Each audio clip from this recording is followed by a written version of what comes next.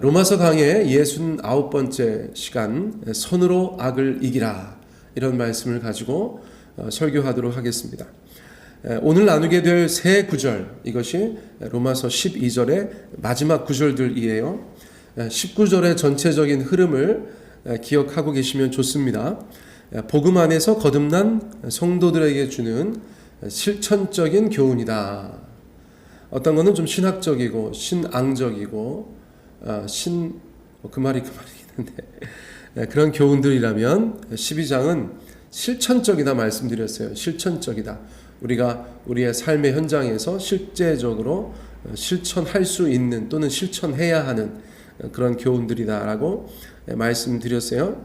특히나 최근에 다룬 구절들은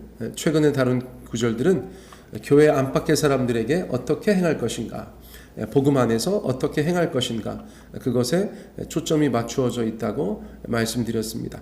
자, 오늘의 구절은 교회 밖의 사람들에게 특히 어떻게 대할 것인가, 그런 적용의 내용이라고도 볼 수 있어요. 자, 먼저 19절 말씀 저희가 보겠습니다. 내 사랑하는 자들아, 너희가 친히 원수를 갚지 말고 하나님의 진노하심에 맡기라. 기록되었으되 원수 갚는 것이 내게 있으니 내가 갚으리라고 주께서 말씀하시니라. 사도 바울은 이 말씀을 듣는 사람들, 그 대상들을 분명히 하고 있어요. 누구죠? 내 사랑하는 자들, 내 사랑하는 자들이라고 말씀하고 있어요. 하나님의 음성이기도 하고요, 또 사도의 마음이기도 한데요, 로마 교회의 교인들, 그분들이 바로 1차적인 대상자라고 할 수 있죠. 그런데 권면하는 것이 무엇입니까? 너희가 친히 원수를 갚지 말고 하나님의 진노하심에 맡기라. 너희가 친히 원수를 갚지 말고 하나님의 진노하심에 맡기라. 그렇게 말씀하셨다는 거예요. 자, 교회에게 직접 원수 갚지 말고 직접 복수하지 말고 하나님께 맡겨라, 그렇게 가르쳤다는 거예요.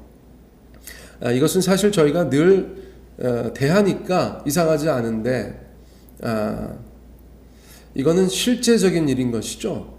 원수 갚을 만한 대상이 있는 거니까요. 저희가 자녀들한테 앉혀놓고, 얘들아 너네 복수하지 마, 이게 참 어색하긴 한데 성경 말씀은 하나님께서 우리 가운데 그렇게 가르쳐 주신다고 말씀하고 있는 거예요. 도대체 어떤 일들이 있었기에 초대교회 교우들에게 1차적으로 주셨던 말씀에 원수 갚지 말라, 복수하지 말라, 이런 말씀이 있을까요? 원수는 말 그대로 원수죠. 저희가 이제 정확하게 발음하면 이제 왼수, 그렇죠? 이게 훨씬 더 다가오죠. 그런데 이제 왼수라고 하면 조금 희화화한 것 같아서 얼마나 적대적인지가 다가오지 않죠. 원수죠, 원수. 그러니까 성경에서 원수는 어떤 사람에게 또는 어떤 이에게 가장 적대적인 대상인 거예요. 가장 적대적인 대상. 여러분 원수가 있으십니까? 그러니까 우리가 살면서 예전에는 보면 우리 부모님을 죽인 원수 그런 거 있잖아요. 근데 저희가 예를 들면은 오늘 그렇게까지 악감정을 가지고 있는 원수라고 할 만한 사람, 정말 쫓아가서 어떻게 할 사람 많지 않은 것 같아요. 그런 사람들이 당연히 있는 경우도 있겠지만 저희 교인들 생각해 보면 그런 분들은 안 계실 것 같아. 원수가 어디 있어요? 저희한테 원수, 아주 그냥 가장 적대적인 사람, 원수. 그런데 그 원수가 성경에서는 누구에게 적용되는 말이죠? 좋은 예가 있죠. 예를 들면 마귀가 하나님의 원수라고 묘사되고 있어요. 마귀가 하나님의 원수다. 하나님에게 있어서 마귀는 어떤 존재인가? 원수라는 거죠. 원수.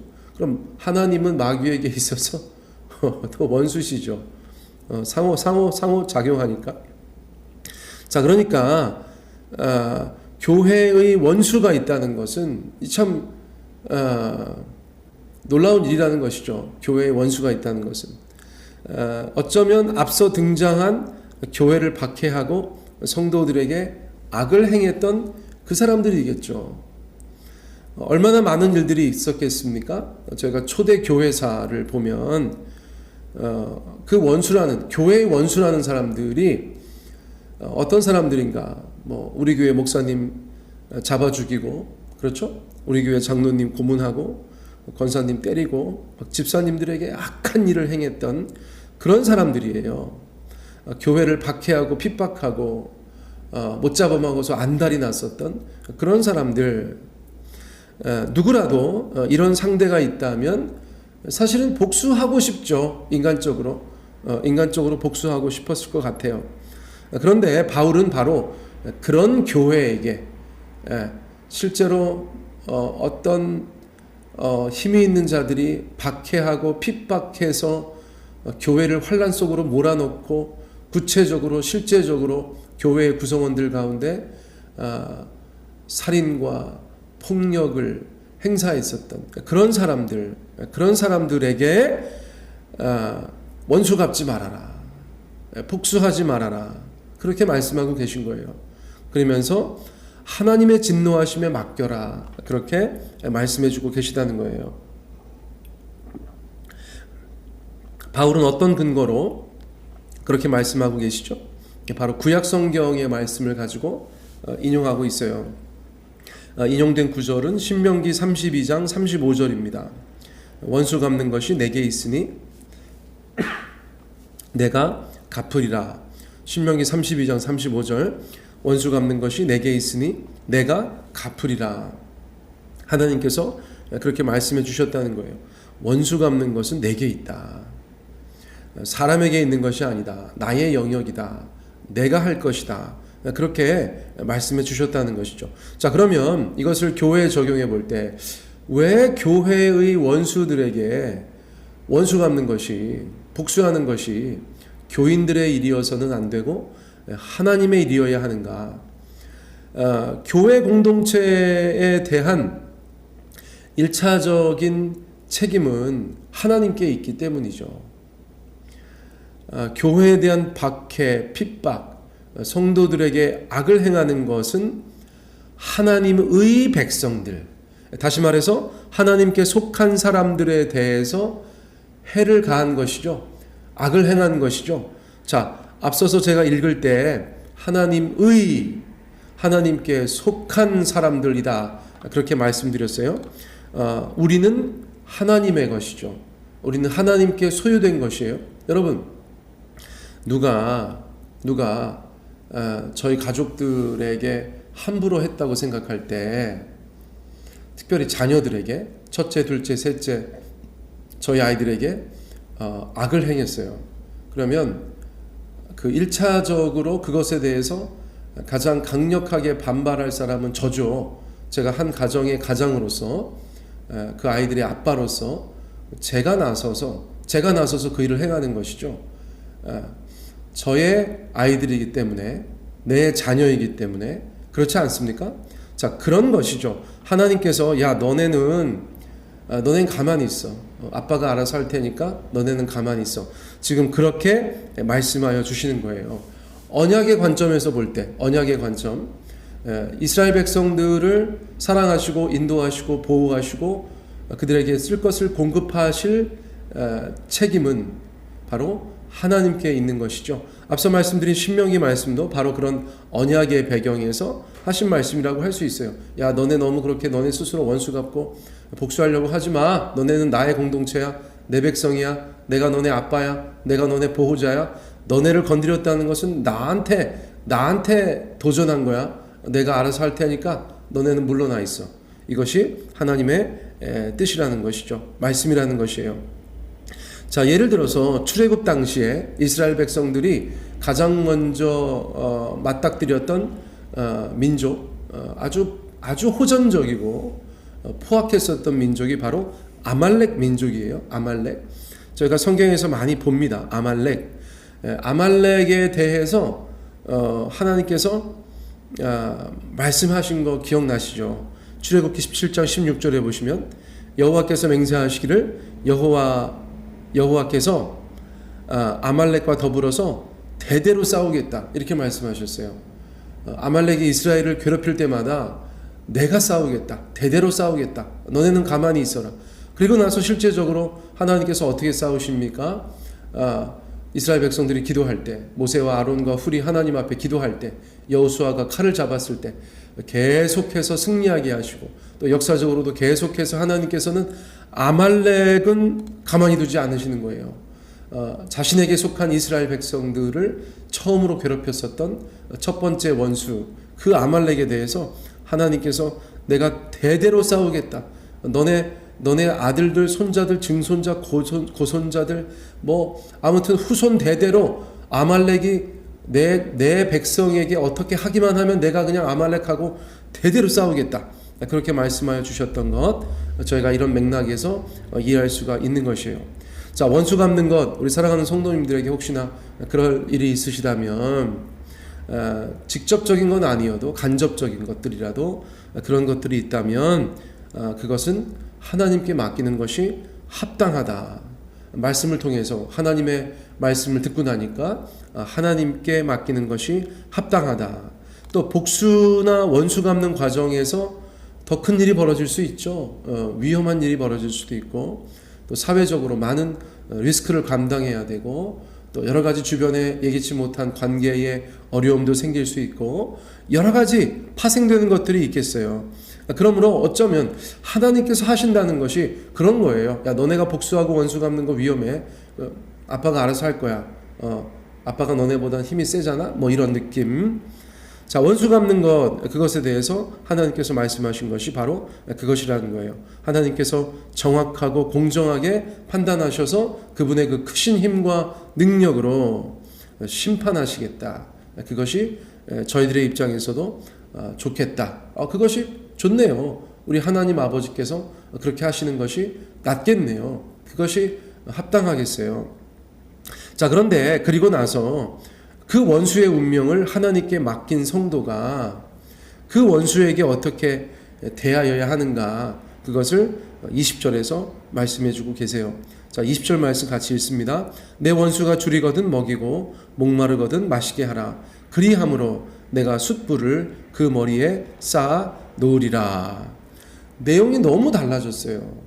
앞에서는 원수 갚는 것은 하나님께 있다고, 복수는 하나님께서 해주시겠다고 하셨어요. 그러면서 너네는 원수한테 원수가 줄이거든 먹이고 목마르거든 마시게 하라. 제가 자꾸 목이 말라요. 온풍기 때문에. 원수도 목마르면 마시게 하라는데, 그렇죠? 자, 그래서 이것이 달라도 너무 다르니까 도대체 왜 그러시는가? 원수는 하나님께서 갚으시겠다고 하시더니 우리에게는 원수의 배고픔을 채워주고 갈증을 해소해 주라고 하시는 이유가 무엇인가? 성경에서 이처럼 복수하지 말고 오히려 선대하라고 하는 이유는 무엇일까요? 자, 12장의 여러 말씀들을 종합해 보면 4가지 정도로 말씀드릴 수 있어요. 제가 간략간략하게 말씀드릴게요. 첫째, 성도는 기본적으로 세상과 화평해야 할 의무가 있기 때문에 그렇죠. 지난 시간에 살펴보았죠. 할 수 있거든 너희로서는 모든 사람과 화목하라. 교회 밖의 사람들에 대한 이야기라고 말씀드렸는데 1차적으로 이것이 성도의 의무라고 할 때 그 가운데 원수도 포함되어 있겠죠. 그래서 원수하고도 할 수 있으면 화목하는 것이죠. 화평해야 할 의무, 거기에서 원수도 예외라고 할 수는 없겠어요. 자, 둘째, 원수 갚는 것은 온전히 하나님께 속한 일이다. 이건 말씀드렸으니까 원수 갚는 것은 내게 있다. 자, 세 번째, 원수에게 선을 베풀면 혹시 회개에 이를 수도 있기 때문이다. 그런 말이 어디 있어요? 자, 20절 후반부에 있어요. 내가 숯불을 그 머리에 쌓아놓으리라. 내가 숯불을 그 머리에 쌓아놓으리라. 아니, 숯불을 머리에 쌓아놓는다는 말이 무슨 말이에요? 상상만 해도 괴이하죠. 상상만 해도 너무 뜨거울 것 같은데, 고대인들 중에서 어떤 문화에서는 돌이킨 사람이 공적인 증거로 내 마음이 바뀌었다. 우리로 따지면 회개죠. 내 마음이 바뀌었다, 회개했다는 증거로 숯불을 담은 그릇을 머리에다 이고 돌아다녔대요. 뭐 옛날 사람들이 그렇게 했다니까 저희야 뭐 진짜 그런 줄 알아야죠. 그런데 그런 문화를 그대로 성경에다가 갖다 놓은 거죠. 네가 숯불을 그 머리에 쌓아 놓을 수 있다. 네가 회개시킬 수 있다. 그 원수에게 원수 갚지 않고 복수하지 않고 그에게 선대한 것으로 혹시라도 그가 돌이키고 하나님 앞으로 나아올 수 있다. 그렇게 권면하고 계신 거예요. 자, 마지막 네 번째는 뭐예요? 악과 똑같은 방식으로 보복하는 것은 오히려 악에게 지는 것이다. 목사님 죽이고 장로님 고문하고 권사님 때리고 집사님 괴롭혔어요. 우리 성도들, 우리 교회 너무나 많이 힘들게 하고, 그렇다고 해서 초대교회 교인들이 칼과 몽치를 들고 가서 그 사람들 다 때려잡았다고 생각해 보세요. 생각해도 이상하죠. 사실은 초대교회에서 성도들이 선택한 것은 무엇입니까? 그들에게 악을 갚지 않고 선으로 악을 이긴 것, 그것이 바로 21절의 말씀이라는 것이에요. 자, 악에게 지지 말고 선으로 악을 이기라. 이것이 12장의 마지막 구절이에요. 성도는 세상 속에 살면서 세상과 정확하게 같은 방식으로 보복하거나 원수를 갚아서는 안 된다는 것이죠. 안 된다는 것이에요. 이것을 악을 악으로 갚으면 지는 것이다 라고 로마서가 표현해주고 있는 것입니다. 너네한테 악을 행한 자에게 너희도 똑같이 악으로 갚으면 성도로서는 지는 거야. 인간으로 따지면은 이거랑 저거랑 그럴 수 있겠지만 성도로서는 하나님의 관점에서 볼 때는 너희가 진 거야. 그게 복수했다고 갚아준 게 아니야. 똑같이 된 게 아니야. 너네가 진 거야. 이긴 게 아니라 진 거야. 지금 그것을 말씀해주고 계신 거예요. 자, 결론은 무엇일까요? 이 주제에 있어서 결론은 선으로 악을 이기라입니다. 여러분 한번 마음으로라도 따라해 보세요. 선으로 악을 이기라. 세상이 우리 가운데 어떤 형태의 고약한 방법으로 행동한다고 해도, 말한다고 해도 우리는 선으로서 그것을 이겨야 주님 앞에 하나님의 백성다운 삶이라고 인정받을 수 있다. 성경이 저희 가운데 그렇게 말씀하고 계시다는 거예요. 오늘의 말씀은 이 땅에서 살아가는 우리에게 높고도 고상한 또 귀한 교훈이 된다. 그렇게 이해가 되어집니다. 자, 다른 것은 오늘 다 잊으셔도 마지막 말씀이 가장 중요한 요점이기 때문에 기억하시면 좋겠어요. 악으로 악을 갚는 것은 지는 것입니다. 그러므로 선으로 악을 이기는 그런 인생 되시기를 예수님의 이름으로 축복합니다.